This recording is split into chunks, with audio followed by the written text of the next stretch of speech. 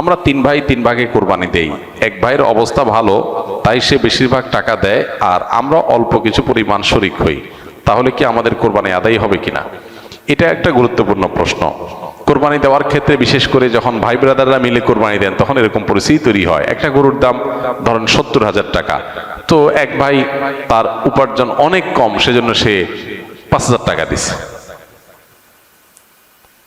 আর বাকি টাকা যেটা আছে সেটা হয়তো বাকি ভাইরা দিস। কোরবানি হবে কিনা? উত্তর হলো কারোর কোরবানি হবে না। কোরবানিতে যে কোনো একটা পূর্ণ অংশ নিতে হবে। 7 ভাগের একটা পরিপূর্ণ অংশ, 7 ভাগের 1 ভাগ, 7 ভাগের 2 ভাগ, 3 ভাগ, 4 ভাগ, সর্বনিম্ন 1 ভাগ নিতে হবে। ভগ্নাংশ নেওয়া যাবে না, অর্থাৎ 1 ভাগেরও অর্ধেক নেওয়া যাবে না। 2 ভাগ মিলে 1 ভাগ নিছে, হবে না। তখন সেটা গোস্ত খাওয়া হবে। পশু জবাই হয়ে গেছে সহি পদ্ধতিতে, গোস্ত খাওয়া হবে, কিন্তু কোরবানি হবে না। কোরবানি বিশুদ্ধ হইতে হলে প্রত্যেককে পূর্ণাঙ্গ একটা ভাগ নিতে হবে। হ্যাঁ, এখন এমন হতে পারে যে এক ভাইকে আল্লাহ আর্থিক সচ্ছলতা দিয়েছেন, বাকিদেরকে দেন নাই, তো কি হবে? তখন সচ্ছল যিনি, তিনি তার পক্ষ থেকে কোরবানি দিয়ে বাকি সবাইকে সবার পক্ষ থেকে দিবেন, যে ঠিক আছে তোমার পক্ষ থেকে একটা শেয়ার, তুমি টাকা দিলা না, আমি তোমারটা দিয়ে দিলাম। এটা হতে পারে।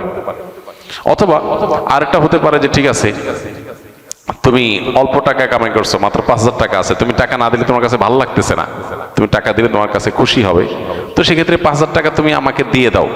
এটা কোরবানির শেয়ার না। আমি কোরবানিতে এটা লাগাবো সেটা ভিন্ন বিষয়, বাট তুমি শেয়ার হিসাবে দিলে না, এটা হতে পারে। প্রবাসীরা অনেকে একটা কাজ করে, বিশেষ করে মিডিল ইস্টে যারা থাকে, অনেক প্রবাসীরা কোরবানি ঈদের দিন নিজেরা একটা ছাগল জবাই করে। তো রুমে 5 জন থাকে, এখন 5 জন মিলে একটা ছাগল জবাই করলে ওই ছাগলের টাকা তারা ভাগ করে। এই যে এক ছাগলে কয়জন শরীক হইতে পারবে, কয়জন কোরবানি দিতে পারবে? একজন। ভগ্নাংশ দেওয়া যাবে না। তাহলে একজন কোরবানি দিলে রুমের যে কোনো একজন কোরবানি দিবে, তো বাকি 4 জন তারা কি বসে বসে খাবে? গোস্ত তো সবাই খাবে। তো এই জন্য তারা 5 জন মিলে ভাগ করে টাকা দেয়। এখানে কারোরই আসলে কোরবানি হবে না। জবাই করা হবে, পশুর গোস্ত খাওয়া হালাল হবে, কিন্তু কোরবানি হবে না। যদি কোরবানি হতে হয় তাহলে এমন করা যেতে পারে, 5 জন মিলে টাকা দিল একজনকে, দিয়া বললো ভাই আপনি মুরব্বী মানুষ, বড় মানুষ, বা আপনি যে কোনো কারণে আমাদের থেকে ভিন্নতর, তো এই টাকাটা আমরা সবাই তুলে আপনাকে দিলাম, কোরবানিটা আপনার তরফ থেকে আপনি দেন। সবটা একজনের হলো, গোস্তটা সবাই খাইলো। বা এই বছর আপনার তরফ থেকে হলো, পরের বছর আমরা আবার সবাই টাকা পয়সা দিলাম, ভাই আরেকজন হলো, টাকা আপনাকে দিয়ে দিলাম আপনার তরফ থেকেও, কোরবানিটা একজনের হবে।